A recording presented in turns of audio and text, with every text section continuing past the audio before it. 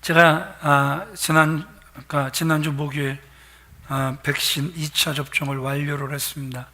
그래서 이제 좀 이렇게 환우들, 좀 어려움에 있는 환우들을 이제 또 이렇게 신방할 수 있는 그런 시간들. 왜냐 그러면 이제 안심이 되잖아요. 2차까지 다 접종을 했으니까. 그래서 이제 그렇게 좀 활동 범위를 또 넓혀가기를 원하고요. 성경 필사 참여 여러분 꼭 해주시고 1층에서 꼭 받아가시고 아이고 이거 받았으니 써야지, 뭐 어떻게 죽도록 써야지, 좀 조용히 해, 시끄러워, 나 이거 써야 돼, 이러지 마시고 가장 고요한 시간, 하나님을 만나는 은혜의 시간이 될 수 있기를 주님의 이름으로 부탁을 드리겠습니다. 이제 추석 지나고 나면 드디어 정부에서 위드 코로나 시스템으로 전환을 할 것 같아요.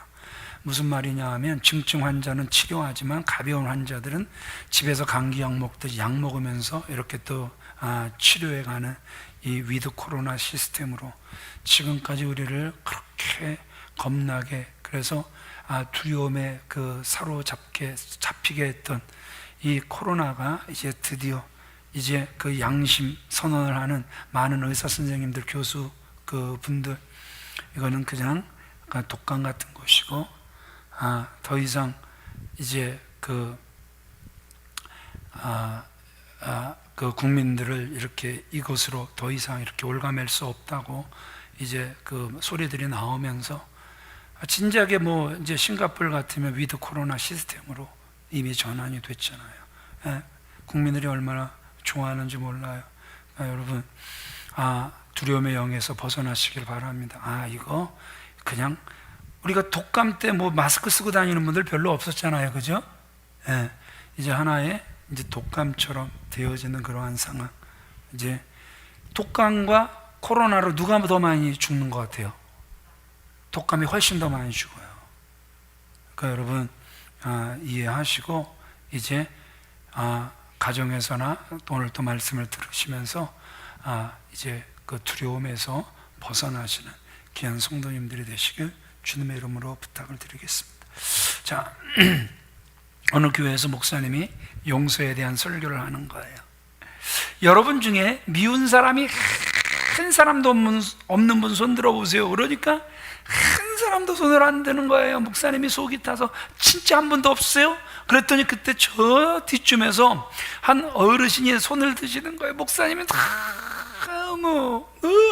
너무 감격스러워서 할아버지 어떻게 하면 할아버지처럼 미운 사람 하나도 없이 살아갈 수 있어요? 이렇게 질문을 했어요.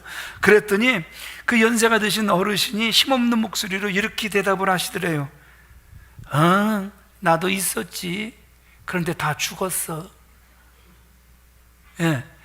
무슨 말씀입니까? 그만큼 용서가 어렵다라는 거예요. 죽기 전에 끝나지 않는다라는 사실을 우리에게 보여주고 있다라는 것이죠. 자, 오늘 본문이 압살롬이 다윗의 그 반역을 피해서 이제 도망가다 일어난 사건을 소개하죠. 먼저 보니까 세상에 이런 사람도 있을까? 아주 줄서기를 기가 막히게 잘하는 거예요. 내가 이 인간한테 줄 서면 그래도 나 평안할 거야, 나 잘 될 거야, 그래도 나 보호받을 거야, 나도 큰 소리 치고 살 수 있을 거야. 아주 줄서기에 귀재가 나오는데 그 이름하여 시바라는 사람이죠. 얼마나 기회를 잘 잡는지. 여러분, 이때는요 누구에게 서야 사는 거예요? 압살롬에게 서야 사는 거잖아요. 그런데 얼마나 판단을 잘하는지 누구에게 서는 거예요? 다윗에게 서는 이 시바의 모습을 우리에게 보여주고 있다라는 것이죠. 자, 1절 말씀 같이 읽어보겠습니다. 시작. 다윗이 마루턱을 조금 지나니 무비보셋의 종 시바가 안장 지운 두 나귀의 떡 200개와 건포도 100송이와 여름과일 100개와 포도주 한 가죽 부대를 싣고 다윗을 맞는지라. 이 시바가 누굽니까? 사울의 신하였죠. 다윗이 이제 요나단을 자기 생명같이 사랑하기에 이제 그 요나단의 아들 무비보셋을 거두면서 그 무비보셋을 누구에게 부탁을 하는 거예요? 이 시바라는 사람에게 부탁하는 거예요. 그러면서 그냥 부탁합니까? 사울 왕가의 그 모든 재물을 다 무비보셋에게 다시 돌려주면서 그 재산도 관리하면서 그 무비보셋을 잘 섬겨라 다윗이 명령을 합니다. 그러니까 무비보셋에게 있어서 이 다윗은 생명의 은인이면서 또 자신의 지위를 다 회복시켜준 너무너무 귀한 사람이란 말입니다. 그런데 그것이 못마땅한 사람이 있었으니 이름하여 또 시바였던 거예요. 저거 다 내 것 될 수 있는데 저 무비보셋이 등장을 하면서 내 것을 다 뺏긴 것 같으니까 어떻게 하면 저 자리에서 끌어내릴 수 있을까? 저 재산을 내가 다시 가로챌 수 있을까? 기회를 노리던 중에 이 줄서기의 귀재, 기회주의자인 이 시바가 다윗이 위기에 딱 처하니까 그 약점을 자신의 욕구를 채우는 기회로 이용하는 거예요. 그래서 자기의 주인 무비보셋을 어떻게 하는 겁니까? 모함을 하는 참 못된 짓을 하는 것을 보게 되는 것이죠. 우리 3절 말씀 같이 읽어보겠습니다. 시작. 왕이 이르되 내 주인의 아들이 어디 있느냐 하니 시바가 왕께 아뢰되 예루살렘에 있는데 그가 말하기를 이스라엘 족속이 오늘 내 아버지의 나라를 내게 돌리리라 하나이다 하는지라. 세상에 여러분, 우리가 시바를 모르면, 그 무비보셋을 모르면 시바가 모함을 해도 그런갑다, 그럴 수 있겠다 생각할 거예요. 그런데 우리가 아는 무비보셋은 어떤 사람입니까? 그 유모가 그 무비보셋이라도 그 사울 왕가가 이제 몰락할 때 그 무비보셋이라도 살려보려고 데리고 도망가다가 어떻게 된 거예요? 그 떨어뜨려서 두 발이 심각한 장애를 입었단 말입니다. 그래서 이제 다윗이 천도한다, 그래서 예루살렘을 떠난다, 이 소리를 듣자마자 무비보셋도 다윗을 따라가려고 하지만 두 다리가 말을 안 듣잖아요. 안장을 올릴 수도 없고. 그러니까 얼마나 그 무비보셋이 마음이 아파서 어떤 삶을 살았어요? 돌아와 보니 수염도 안 깎고 목욕도 안 해서 옷은 냄새가 날 정도로 그렇게 다윗의 은혜를 아는, 그래서 은혜를 어떻게 해서든지 갚으려고 하는 사람이 이 무비보셋이었다라는 사실을 우리는 너무나도 잘 알고 있단 말입니다. 배신을 할래야 할 수도 없는 사람이었단 말입니다. 그런데 그런 주인 무비보셋을 이 줄서기 잘하는 이 기회주의자 이 시바가 모함을 해버린 거란 말입니다. 그럼 다윗이 좀 확인이라도 해보고 좀 그런갑다 결론을 내렸으면 좋았을 텐데 그럴 시간도 없잖아요. 도망가는 상황이니까. 동족상잔의 비극은 피하자라는 그 다윗. 그러니까 그 어떻게 하는 거예요?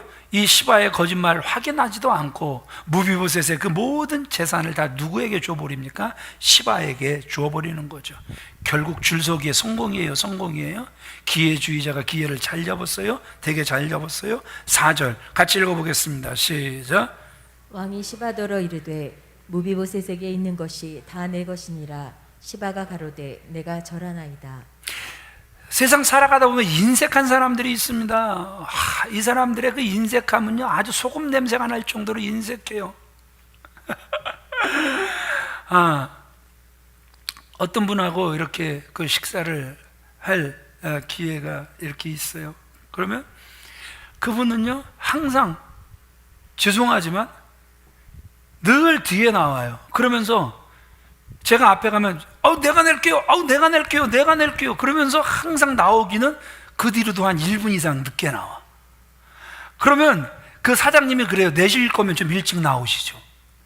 내실 거면 좀 일찍 나오시죠. 여러분 재밌어요, 되게 재밌어요. 그런데 꼭 이런 사람들이 있어요. 왜 대답들을 안 하세요? 꼭 찔려요? 꼭 그런 사람들이 어디 가든 있단 말입니다. 그런데 아무리 이렇게 인색하게 사는 사람들도 자기에게 잘해주는 사람에게는 무엇인가 마음이 열리게 돼 있단 말입니다. 그래서 언젠가는 얻어먹다 그래서 정말 은혜를 누리다 보면 나도 한 번쯤은 보답해야지 그런 마음이 생기는 법이란 말입니다.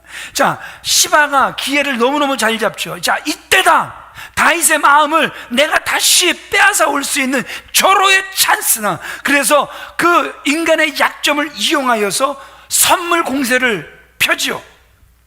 그래서 그 선물 공세를 받은 다윗, 그 시바의 모함을 눈치채지 못하고 어떻게 하는 거예요?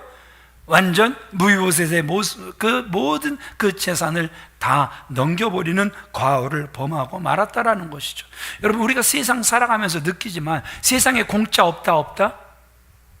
공짜 없죠. 공짜가 어디 있습니까?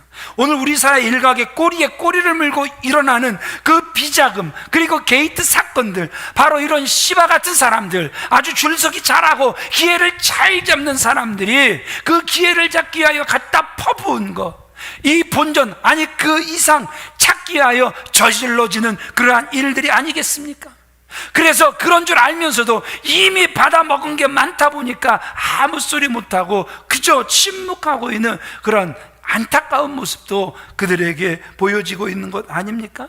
그러기에 이 세상을 살아가면서 저와 여러분들이 배워야 될 지혜가 있다면, 사람들이 정성을 담아 주고받는 선물, 그 이상의 것, 이런 것들은 받으면 안 된다? 안 된다라는 것이죠. 이 과분한 선물들에는 무언가 다른 목적이 분명히 들어있을 수 있기에, 안 받겠다고 하는데도 굳이 두고 도망가 버렸다면 그분의 이름으로 다른 단체에 기증을 하든지 어려운 분들 나눠주면 저도 좋고 그 사람도 그렇게 가버렸네? 기부 영수증 받을 수 있고, 그래서 저도 좋고 저도 보호받고 그분도 그냥 불쾌하지 않을 수 있는 그러한 일들이 얼마든지 있을 수 있다는 것이죠.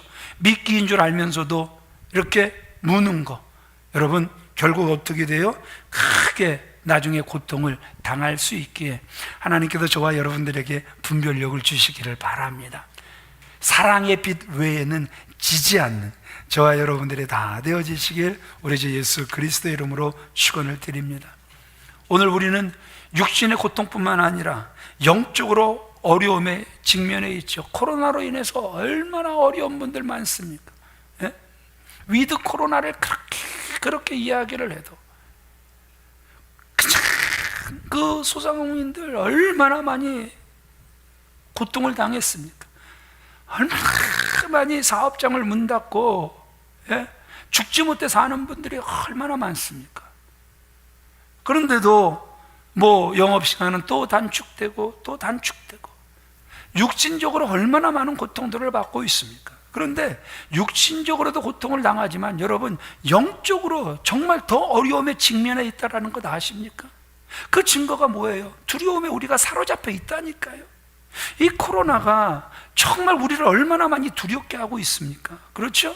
그래서 마치 교회는 코로나가 다 직결해서 정부에서 공격해 그러면 아주 그냥 골라서 공격하는 그 장소가 교회가 되어버리지 않았습니까, 여러분? 그리고 우리는 그 공격에 또 다 당해서 그 두려움이라는 그 질병에 완전 사로잡혀 있지는 않습니까? 여러분 보세요. 마치 이 악한 사단이요, 이 시바와 같이 큰 미끼를 가지고 두려움을 가지고 그 기회를 이용하여 등을 치는 세상이기에 여러분 속지 않는 저와 여러분들이 다 되어지시길 주님의 이름으로 축원을 드립니다. 같은 CC가 또 등장을 하는데, 이 CC는 말입니다, 같은 CC인데도 보니까 줄서기를 못해요. 기회를 전혀 잡질 못해요. 그저 자기 생각에 충만하여 어떻게 하는 거예요? 다윗을 욕하며 돌 던지고 먼지를 계속해서 일으켜서 비루한 자여 가거라, 저주받아라, 저주받아라, 이런 또 시무이가 등장을 하고 있습니다. 5절 같이 읽어보겠습니다. 시작. 다윗 왕이 바울임의 이름에 거기서 사울의 친족 한 사람이 나오니 게라의 아들이요 이름은 시므이라. 그가 나오면서 계속하여 저주하고. 얼마나 듣기 싫습니까? 그렇지 않아도 힘든데 싸우면 이길 확률 얼마나 높습니까? 그럼에도 동족 상잔의 비극을 피하자고 가는 건데 그것도 모르는 그 시므이저 답답한 인간이 계속해서 저주를 하면서 따라오는 거예요. 며칠 전 이런 기사가 있었죠. 전두환 전 대통령이 그 악성 혈액암에 걸려버렸어요. 또 다발성 골수증에 걸려버렸어요. 그러니까 세상에 댓글이 달리는데, 그렇지, 저 인간이 잘 살면 말이 안 되지, 지옥에나 떨어져라. 지금 그 아들은 목사가 돼서요, 그 아버지 전도하겠다고 여러분 지금 몸부림하는 거 아십니까? 모르셨어요? 그 아들이 그 교도소 들어가서 수감생활 하다가 들려오는 찬양 소리, 그래서 거기서 성경을 읽으면서 다시 하나님을 만나서 지금 가다 보면, 고속도로 가다 보면 그 왼쪽에 그 여자 목사님, 우리 교회도 오셨었잖아요. 예? 김양재 목사님, 우리들 교회, 그 교회 전도사로 지금 부임해서 거기서 사역하고 있고, 그래서 그 전두환 전 대통령도 아들이 목회를 하면 자기도 교회에 출석하겠다고, 여러분 이렇게 이야기를 하면 아무리 악했어도 구원받고 죽어야 되겠어요? 악한 사람이기 때문에 저주받아 지옥 떨어져야 되겠어요? 그냥 우리의 생각을 하지 마시고 주님의 마음으로 우리가 다가갈 수 있었으면 참 좋겠습니다. 주님은 한 사람이라도 더 구원받길 원하시잖아요. 아멘이십니까? 건강한 자에게 의원이 필요 없습니다. 병든 자에게 의원이 필요한 것입니다. 악한 자들에게 주님이 필요한 것입니다. 자칭 의인들에게 주님이 필요한 것이 아닙니다.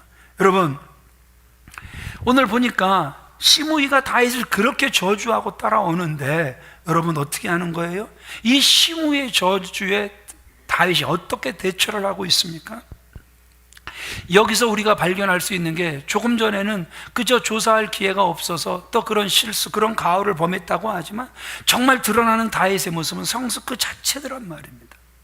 우리가 배워야 될 것은 그 성숙한 그 신앙 자세란 말입니다. 그러면 과연 어떠한 모습을 우리가 배워야 되는 것입니까? 첫 번째, 같이 읽어보겠습니다. 시작. 자신의 잘못을 회개할 줄 아는 사람이 성숙한 신앙인입니다. 어떤 사람이 정말 성숙한 신앙인인가? 위기 속에, 그래서 막 흙먼지 일으키면서 저주받아라, 죽어라, 비루한 자여 가거라, 나만 있는 것도 아니고 부하들이, 장수들이, 신하들이 얼마나 많이 있었습니까? 그럼에도 불구하고 여러분 어떻게 하는 거예요? 시므이가 저주를 하니까 부하가 실제로 격분도 하잖아요. 9절에 보니까 아비새가 제가 목을 쳐버리겠습니다, 죽인다라는 거잖아요. 얼마든지 죽일 수도 있었죠. 그때 그 아비새의 말에 대한 다윗의 대답을 10절에서 같이 읽어보겠습니다. 시작. 왕이 이르되 수르야의 아들들아, 내가 너희와 무슨 상관이 있느냐? 그가 저주하는 것은 여호와께서 그에게 다윗을 저주하라 하시니니 내가 어찌 그리하였느냐 할 자가 누구겠느냐? 예, 오히려 그가 저주할 때 그는 누구를 바라보고 있는 거예요? 하나님이 저주하라고 하신 거야. 그는 이렇게 이야기를 하고 있단 말입니다. 그러니까 지금 다윗은 오히려 그 시므이의 저주를 통해서, 그래, 내가 밧세바를 범했지, 그 밧세바를 취하기 위해서 남편 우리아를 죽였지, 나의 범죄로 인한 하나님의 진노야, 그는 이렇게 받아들이고 있다라는 것이죠. 그래서 지금 자신이 당하고 있는 그 사건 자체를 누구 탓이라고 하는 거예요? 자신의 탓이다. 우리는 남 탓하기 너무너무 바쁘잖아요. 남편 탓, 아내 탓, 며느리 탓, 자식 탓, 직장 상사 탓, 부하들 탓하기가 얼마나 많습니까? 그런데 오늘 성숙한 다윗의 모습을 우리는 어디서 볼 수 있는 것입니까? 자신의 탓으로 돌리고 있다라는 것이죠. 지금 자기가 도망치는 신세가 됐고, 시므이는 집요하게 다윗을 저주하는 것, 그 시므이가 나빠서 그러는 것이 아니라 여호와께서 내게 저주하라 말씀하셨다, 이렇게 말을 하고 있다라는 것이죠. 자기의 허물과 죄악을 시인하고 있다라는 것이죠. 이처럼 자신의 잘못을 돌아볼 줄 아는 사람, 그래서 오히려 그 힘든 시기를 오히려 회개의 기회로 삼을 줄 아는 사람이 성숙한 사람임을 우리에게 보여주고 있다라는 것이죠.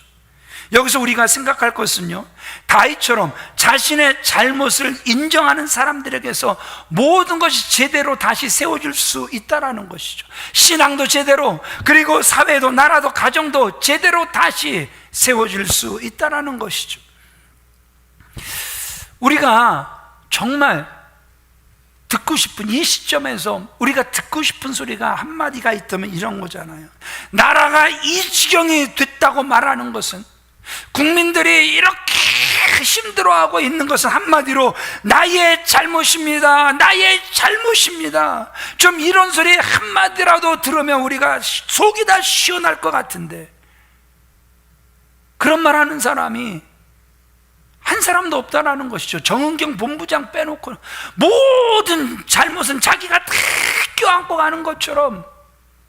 여러분, 리더는 그게 아니거든요. 진짜 리더는요, 다른 사람이 잘못했어도 제 잘못입니다, 이게 모든 문제를 내가 책임지려고 하는 게 리더잖아요. 우리가 지금 보고 싶은 것은 이런 리더의 모습이잖아요. 그런데 이런 리더의 모습이 아니라 책임은 다 밑에 사람들에게 전가하고 자기는 그 드러나는 이러한 자리에만 서려고 할 때 얼마나 그런 모습 보기가 여러분 힘듭니까? 자신의 잘못을 솔직하게 인정하는 사람이 없다라는 것이죠. 또 어떤 사람은 분명 이거 아무 일도 아니에요, 그저 그냥 조금 미루죠, 이거 좀 문제가 될 것 같은데요, 이러면서 넘어갈 수도 있는 그러한 그 조그만 일, 그 문제를 큰 일로 만들어 버리는 거예요. 그래서 아주 그 작은 문제를 큰 문제로 만들어서 폭발시키는 이러한 사람도 있다라는 것이죠. 이것이 우리가 모이는 조그만 단체 안에서, 교회 안에서, 나라 안에서 가지고 있는 가장 심각한 문제 중에 하나가 아닌가 싶다라는 것이죠. 하나님 앞에서도 마찬가지예요. 자신의 잘못을 인정하는 사람 누구도 인정해 주시는 거예요. 주님도 인정해 주시는 거란 말입니다. 다윗처럼 성숙한 신앙인들이 다 되어지셔서 하나님께 영광 돌려드릴 수 있는 저와 여러분들 다 되어지시길 우리 주 예수 그리스도의 이름으로 축원을 드립니다. 두 번째, 어떤 사람이 성숙한 신앙인가요? 같이 읽어보겠습니다. 시작. 용서할 줄 아는 사람이 성숙한 신앙인입니다. 건물 가장 높은 곳에 뭐가 있죠? 까치집? 그렇죠, 피레침이 있죠. 건물 가장 높은 곳에 어디든 가보면 피레침이 있단 말입니다. 이 피레침이 낙뢰를 온몸으로 받지만 어떻게 돼요? 끝도 없어요. 이 낙뢰, 이 벼락의 온도가 몇 도인지 아세요? 그 태양 표면 온도가 6,000도라면 4배가 넘는 27,000도예요. 그 27,000도의 그 열을 이 피레침이 받습니다. 그런데 다 받아내는 거예요. 여러분, 그 이유가 뭔 줄 아세요? 이유는 간단해요. 땅에 접지되어 있어서 그 열을 분산시키기 때문에 그렇다는 것이죠. 마찬가지입니다. 우리가 이 땅을 살아가면서 이 시므이 같은 인간들이 한둘이 아닐 수 있다는 것이죠. 따라다니면서 괴롭히고, 따라다니면서 저주하고, 따라다니면서 흙먼지 내고, 죽어라 죽어라, 아이고 니놈 망하는 꼴 보니까 시원시원하고, 비로소 니들이 말하는 하나님의 살아계심을 내가 느낄 수 있다. 이런 기가 막힌 사람 얼마든지 만날 수 있다는 것이죠. 그런데 여러분, 이런 기가 막힌 상황에 처했을 때 우리가 누구에게 연결이 되어 있느냐? 우리를 위하여 십자가에 죽어주신, 마지막 피 한 방울까지 다 흘려주신 그 주님께 연결이 되어 있으면, 그 십자가의 은혜에 저와 여러분들이 연결되어 있으면, 그래서 날마다 그 은혜를 깊이 묵상하는 삶을 살아가면 시므이 같은 사람이 일어나서 우리에게 상처를 주고 저주를 한다 할지라도 넉넉히 수용할 수 있다는 것이죠. 누구에게 연결이 되어 있으니까? 주님에게 연결이 되어 있기 때문에 그렇다라는 것이죠. 시므이가 집요하게 다윗을 저주하지만 다윗 보세요, 보복하려 하지 않습니다. 오히려 그가 잠잠하더란 말입니다. 누구를 생각하니까? 하나님의 용서를, 하나님을 생각하니까. 우리가 이런 찬양이 있죠. 구주를 생각만 해도 내 맘이 좋거늘 주 얼굴 배울 때야 얼마나 좋랴. 다윗 보세요, 이런 시므이를 용서하지 않습니까? 11절 말씀 같이 읽어보겠습니다. 시작. 또 다윗이 아비새와 모든 신하들에게 이르되 내 몸에서 난 아들도 내 생명을 헤아려 하거든 하물며 이 베냐민 사람이랴 여호와께서 그에게 명령하신 것이니 그가 저주하게 버려두라. 지금 다윗이 어떠한 사람으로 저와 여러분들에게 보여지고 있습니까? 용서의 사람이었음을 우리에게 보여주고 있다는 것이죠. 이 어떠한 자제력입니까? 어떻게 이렇게까지 자제가 될 수 있습니까? 다윗의 기도에서 우리는 힌트를 잡을 수 있죠. 그렇게 나단한테 책망을 받고 난 다음에 그의 하나님 앞에 회개하며 올려드리는 기도, 다 걷어가셔도 좋으니까 주의 성령만큼은 거두지 말아 주세요. 성령 충만한 삶을 살아가니까 가능해지더란 말입니다. 은혜 충만한 삶을 살아가니까 가능해지더란 말입니다. 장경동 목사님 설교를 이렇게 러닝머신에서 걷다가 이렇게 들으면서 빵 터진 부분이 있어요. 어디서 제가 빵 터졌냐 그러면 장경동 목사님 자제가 둘인데 그 첫 번째 딸 이름은 은혜고 둘째는 충만이래요. 아들은 충만이래요. 부부가 다 목회자가 돼서 이제 사역을 하고 그래서 신방도 정말 이렇게 하고 해야 하니까 이 아이를 맡겨야 될 때가 참 많았다라는 것이죠. 그런데 성도들이요 다 기쁨으로 받는다라는 거예요. 맡아준다라는 거예요. 이유가 뭔지 아세요? 집사님 은혜 받아요. 아멘. 충만히 받아요. 아멘. 그래서 성도들이 싫다는 사람 한 사람도 없이 은혜 충만히 받더라는 거예요. 예. 이름도 잘 지어야 돼요. 잘 지어야 돼요. 이름도 잘 지어야 되지만 또 잘 지은 이름답게 또 살아가기도 해야 되는 것이죠. 예. 오늘 보세요. 다윗이 성령의 지배를 받지 않았다면 과연 가능했겠습니까? 가장 밑바닥에 떨어졌을 때 시므이가 저주하지만 보세요. 주님께서 저주하라고 명령하셨다. 개인적인 일로 받아들이지를 않죠. 세상에 어떻게 그럴 수가 있어? 저 인간이 어떻게 나를 저렇게 할 수가 있어? 어떻게 저 인간이 나를 저주하고 어떻게 저 인간이 나를 배반할 수 있어? 여러분, 다 이렇게 말하지 않습니다. 지금 그 상대는요 시므이가 아니라 그는 누구를 상대하고 있습니까? 하나님만 상대하고 있는 거예요. 오늘 우리는 자꾸 시므이를 상대하려고 그래요. 그 뒤에서 시므이를 조종하는 사단을 상대해야 하는데 우리는 자꾸 눈에 보여지는 시므이만 상대하려고 하는 이런 안타까운 모습들을 우리가 보게 된다는 것이죠.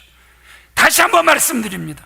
우리가 상대해야 할 사람은 시므이가 아니라 우리가 상대해야 할 것은 악한 영 사단일 수 있고, 오늘 다윗처럼 시므이는 저주하지만 다윗이 상대하는 것은 하나님이듯 우리도 하나님을 상대할 수 있는 저와 여러분들이 다 되어지시길 우리 주 예수 그리스도의 이름으로 축원을 드립니다. 부드러운 마음과 두터운 피부라는 표현이 있습니다. 여기서 말하는 부드러운 마음은 성경이 말하는 부드러운 마음이 아닙니다. 스쳐 지나가기만 해도 그 칼에 찔린 듯 아주 고통스러워하는 피부가, 약한 피부가, 예민한 피부가 부드러운 피부인 거죠. 그런데 여러분, 또 어떤 사람이 있어요? 웬만큼 꼬집히고 웬만큼 걷어차이고 웬만큼 상처가 나도 아주 두꺼운 피부가 있는 사람이, 그래서 아파하지 않는 사람도 있다라는 것이죠. 다윗의 경우가 그래요. 이는 마치 하나님을 향하여 둔감하다 이런 말은 절대 아니죠. 시므이와 같은 사람의 화살과 그 문매를 맞지만 마치 그는 지금 보호막을 쓰고 있는 것 같아요. 보호복을 입고 있는 것 같단 말입니다. 그렇지 않아도 힘들어 죽겠는데 그와 같은 비열한 인간 때문에 실족한 것일까? 아닐까? 그를 용서하는 큰 자인가? 아니면 용서하지도 못하는 쪼잔한 자인가? 여러분, 오늘 다윗 보세요. 그는 용서할 줄 아는 큰 자, 성숙한 자였음을 우리에게 보여주고 있기에 많은 사람들에게 존경과 사랑의 대상이 될 수 있었다라는 것이죠. 특별히 하나님께 사랑의 대상이 될 수 있었다라는 것이죠. 옛날 춘추 전국시대에 그 초나라의 장왕이라는 왕이 있었어요. 이 장왕이 이제 큰 잔치를 배설하고 이제 장수들을 초청을 합니다. 이제 잔치의 흥이 고조가 됐는데 갑자기 바람이 불어 그 잔치 그 장에 연회장에 그 불이 싹 다 꺼져 버렸습니다. 분위기가 완전히 업됐다 그랬죠. 장수가 이제 그 장흥이라는 그 장수가 그 옆에 그 궁녀가 있으니까 너무너무 아름답고 사랑스러우니까 성추행을 해버렸습니다. 화가 치면 궁녀가 내 이놈 반드시 불만 켜져봐라, 넌 죽었다. 그래서 어떻게 해요? 여기 투구 위에 있는 금수를 떼냅니다. 왕이시여, 이 어두움 속에서 저를 추행한 못된 놈이 있는데 제가 그놈의 금수를 잡아 떼놓았습니다. 불이 켜지면 벌 주시옵소서. 이제 불이 켜지면 이제 그 장훈이라는 장수는 이제 죽는 거예요. 왜냐하면 왕의 궁녀를 건드렸기 때문에. 그때 왕이 이렇게 이야기를 하죠. 불 켜는 것을 멈춰라. 장수들이요, 투구 위에 모든 금수를 다 떼시오. 그리고 땅에 던지시오. 그래서 땅에 다 던진 다음에 불을 켜지요. 그러니까 이 궁녀가 금수를 쥐고 있지만 누구 건지 알래야 알 수가 없었죠. 이 장흥이 장왕에게 그렇게 용서를 받은 거란 말입니다. 그 몇 년이 지나 장왕이 진나라의 공격을 받아 사지에 빠집니다. 이때 죽음에서 그를 구한 장수가 누구였냐 하면 지난날 궁녀를 희롱하여 목뱀을 당할 뻔했던 그 장흥이 목숨을 걸고 이 왕을 구해냈다라는 것이죠. 그러니까 이 용서함을 받았던 이 장흥이 어떻게 하면 내가 이 은혜를 갚을까? 그 은혜 갚을 기회를 찾고 찾다가 자기의 목숨을 전혀 아끼지 아니하고 그 왕을 구해냈다라는 것이죠. 여러분, 이 장흥이 이 장왕에게 용서함을 받은 것과 마찬가지로 우리 모두는 주님께 용서함을 받은 줄 믿습니다. 그래서 다들 빚진 자잖아요. 우리 교회가 한동안 기도를 고쳐갔죠. 어떻게 고쳐갔어요? 죄와 허물로 죽을 수밖에 없었던, 아니요, 죄와 허물로 죽을 수밖에 없었던 것이 아니라 우리는 죄와 허물로 이미 다 죽었다라는 것이죠. 살 수 있는 희망은 2%도 안 남았다라는 것이죠. 그 뭐죠? 갓 달렌트인가? 그 미국에서 하는 그 프로그램 중에 하나죠. 그때 그 암에 걸려서 살 확률은 2%밖에 안 남은 그 사랑스러운 자매가 나와서 그 노래를 해서 전 세계에 감동을 줬던 영상이 한때 다 돌았었죠. 사람들은 2%, 살 확률은 2%. 사람들에게 있어서 살 확률 2%는 죽는 거잖아요. 그런데 이 자매는 아직도 나에게 살 확률이 몇 프로나 남았다 그래요? 2%나 남았다 그러잖아요. 어떻게 생각하느냐에 따라서 엄청나게 달라지는 거죠. 긍정적인 에너지가 얼마나 그 속에 많은지 몰라요. 자, 그러니까 죄와 허물로 죽을 수밖에 없었던, 그러면 살 수도 있다라는 거예요. 그러나 저와 여러분들은요, 죄와 허물로 죽었단 말입니다. 그런데 주님이 죄와 허물로 죽은 저와 여러분들을 위하여 십자가를 지셨고 십자가에서 죽어주셨고 우리의 그 모든 죄와 허물을 용서해 주셨단 말입니다. 아멘이십니까? 그래서 우리가 찬양을 한번 해도 평생 갚아도 빚진 자 되어 주님의 빚진 자 되어 주님 가신 길 택하였건만 눈물만 솟구치네. 그래서 마지막이 뭐예요? 주님의 빚을 갚으리. 저와 여러분들은 정말 사랑의 빚을 진 사람들이란 말입니다. 평생 갚아도 못 갚을 사랑의 빚을 진 사람들이란 말입니다. 그러기에 저와 여러분들도 그 빚 갚아드려야 되는 거란 말입니다. 그러기에 주님이 우리를 용서하신 것처럼 우리도 용서해야 되는 거란 말입니다. 관용을 베푸는 분들이 되어지셔야 되는 거란 말입니다. 우리 모두는 사랑받기를 원하고 우리는 관심받기를 원한단 말입니다. 그렇다면 먼저 우리가 사랑을 주어야 하는 것이고 먼저 우리가 관용을 베풀어 주어야 되는 거란 말입니다. 성경의 말씀은 진리란 말입니다. 주기도문은 우리에게 무엇을 가르쳐 주고 있습니까? 우리가 우리에게 죄 지은 자를 사하여 준 것 같이 우리의 죄를 사하여 주시옵고, 용서가 이루어지는 지점은 우리가 우리에게 죄 지은 자를 사하여 준 것 같이 우리의 죄를 사하여 주시옵소서. 먼저 용서하고 용서를 구할 때 우리의 입이 열려 주님께 용서를 구할 수 있게 되는 것이라는 것이죠. 이러한 용서를 하고 주님께 용서를 구할 수 있는 성숙한 신앙인들이 다 되어지시길 주님의 이름으로 축원을 드립니다. 마지막으로 세 번째 같이 읽어보겠습니다. 시작. 악을 선으로 이기는 사람이 성숙한 신앙인입니다. 어떤 해 안에 어부가 있는데 세상에 그 바다에는요 해초가 너무 많은 거예요. 그래서 그 어부가 입만 열면 이놈의 바다는 왜 이렇게 해초가 많아, 해초가 많아, 아이고 힘들어 살겠네, 아이고 뭐 먹고 살라고. 근데 입만 열면 불평이니까 이제 그 불평을 듣던 그 어르신 어부가 이렇게 이야기를 합니다. 그렇지만 해초가 없으면 새우 새끼가 없고 그 새우가 없으면 고기가 있을 수 없잖아. 여러분 생각해 보세요. 우리 생활 가운데 해초 같은 장애물들이 질비하게 늘어져 있다는 거예요. 그러나 그것은 도리어 성도들에게 결국은 합력하여 합력하여 복을 만드는 통로인 줄 믿으시면 아멘 하시기 바랍니다. 입은 복이라고 말하지만 입은 선이라고 따라합시다. 저주 때문에 여호와께서 선으로 바꿔주시리라. 아멘이십니까? 오늘 왜 다윗의 믿음이 성숙한 겁니까? 세상에 다윗이 저런 저주를 들을 사람입니까? 저런 저주를 받을 사람입니까? 아니잖아요. 그럼에도 불구하고 다 참아내기만 합니까? 인내만 하고 있습니까? 용서까지 하고 있잖아요. 어떻게 그렇게 할 수 있을까? 그 저주 때문에 하나님이 오히려 내게 선으로 갚아주실 것이다.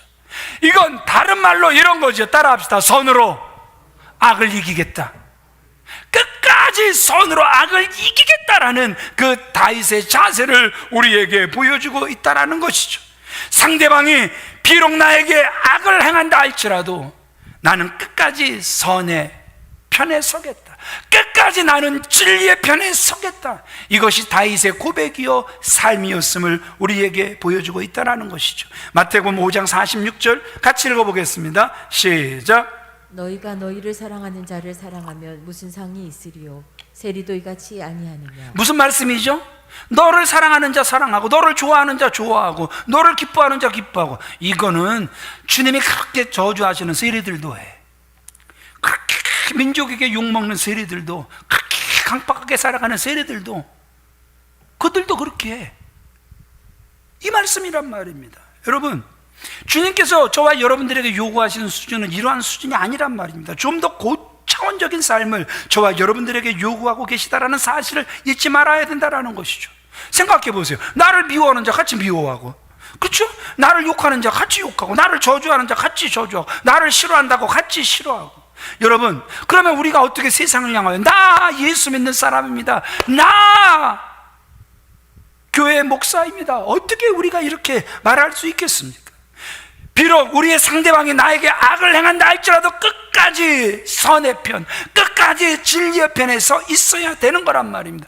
그러면 나머지는 누가 책임져 주시는 거예요? 주님이 책임져 주실 줄 믿습니다.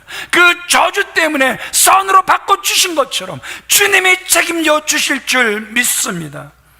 이처럼 악을 선으로 이길 수 있는 성숙한 신앙인들이 다 되어지시길 우리 주 예수 그리스도의 이름으로 축원을 드립니다. 말씀을 마치겠습니다. 다윗은 자신의 연약함, 자신의 부족함을 알았습니다. 그러기에 오히려 저주의 시간을 회개의 시간으로 살려내는 모습을 우리는 분명히 보았습니다. 다윗은 밧세바 우리아의 문제를 하나님 앞에 가지고 나아가 회개하는 삶을 살았고, 그래서 용서를 받았고, 용서의 기쁨이 있었기에 그는 또 시므이를 용서하는 삶을 살아갔던 참으로 귀한 모습을 우리에게 보여주고 있다는 것이죠. 더 나아가 마지막에 감동이 무엇이었습니까? 악을 선으로 이겨내는 모습을, 끝까지 진리 편에 서는 모습을 우리에게 보여주었다라는 것이죠. 이런 다윗이었기에 하나님께서 그의 그늘과 그의 산성이 되어 주셨고 그의 삶을 책임져 주셨다라는 것이죠. 저와 여러분 모두가 다윗과 같은 성숙한 신앙이 되어지셔서 하나님께서 그늘도 되어주시고 산성도 되어주시고 여러분들의 삶을 책임져 주시는 귀한 은혜가 이 한 주간도 넘쳐나게 되시길 우리 주 예수 그리스도 이름으로 축원을 드립니다.